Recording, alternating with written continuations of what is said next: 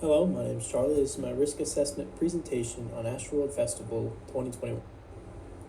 The event description, all of these kind of surprisingly leans into some of the causes for risk too. Recurring yearly event except for 2020, so in 2021 everybody was so hyped to go. Includes some of the country's biggest artists, like shown in this picture. Music festival in Houston, headline Travis Scott. Travis Scott is from Houston, so there was a lot of pride and people wanting to go to that, support their community. Over 50,000 tickets were sold, which only capacity was 30,000. Risk assessment venue setup forced people to one side, like these pictures on my left show. The stage wasn't used all day, so once those concerts ended, it led to a flood of people in at the same time, and it led them right into that left side, which caused for a lot of people to be compact into that area. Added more fans than stage cold. Like I said, they sold more tickets. The barriers restricted movement, so there was no plan B. If you were in trouble, there was only one way out, and that's the way you came in. First responders had trouble getting them too. There was no contingency plan there. History of crazy crowds.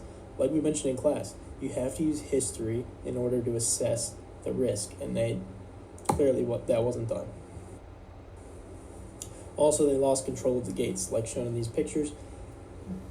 There was an unknown amount of people in there because they lost control of the gates, on top of what was already too many tickets sold. There were flimsy gates. Law enforcement wasn't even involved in the planning, so there was no plan B on law enforcement side. They did what they could once the gates were already rushed, but they weren't involved in planning. There was not enough security either. The emergency. People suffering from breathing asphyxiation was the first thing because crowds were so compact, like it shows kind of in that top picture. Multiple people were administered CPR during the show. Fans falling and getting trampled on in the crowd. They couldn't breathe, and then they're getting stepped on top of that. The show was not stopped during this, which resulted in 10 people dead and 100s injured. The causes for these emergencies, the promo vid promoted chaos. In the Netflix documentary that mentioned how one of the photographers said they were told to promote the chaos and lean into it, which it did. Lack of involvement of law enforcement. Like I said, they weren't involved in the planning, and lack of urgency from management. There were only 2 people with the authority to stop the show, and they didn't. I think more people should have had authority to stop the show, and then they also knew kind of what was going on, and they still didn't stop the show. They ignored the warnings, signs of risk. They ignored them.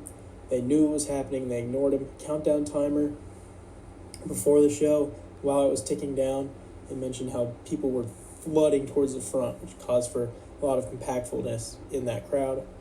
Crowd swaying, which caused people to fall over and get trampled. And then crowd barriers in the stage setup was a cause too, because like I mentioned, there was no plan B there. They couldn't get out unless they went out the way they came in, and first responders couldn't help them either. Responses to emergency. Live Nation made statements regarding providing help for families, like they were mourning for them. Capacity of the venue, they said the capacity was fine, which they didn't even know how many people were in there because they lost control of the gates. They said they made comments on the tickets sold. They said they didn't sell too many. Show stoppage, they did stop early than scheduled, but they didn't until it was too late. And they made statements regarding investigations. They also set up reunification centers so people could get back to people they lost or see if anyone they knew was hospitalized. My recommendations to prevent future emergencies is ensure the police are involved in the whole process. I think that should be standard. They should help with planning to prevent all this from happening. Secure the perimeter of events better. Like, you can't lose control of the gates because then you'll know how many people you have in the event. Do not hesitate to stop the show. I don't think in any events they should hesitate to stop the show even if one person is in danger, let alone hundreds. And then use risk managers pre-event instead of post-event.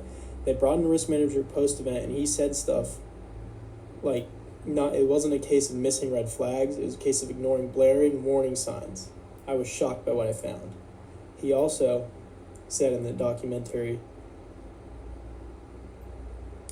it was not an accident. It was an inevitability due to the lack of foresight and the abandonment of basic safety protocols. So if you would have brought him in pre-event, he would have seen these, told them, and then all that risk assessment and risk management could have been done before. These are my references. Thank you.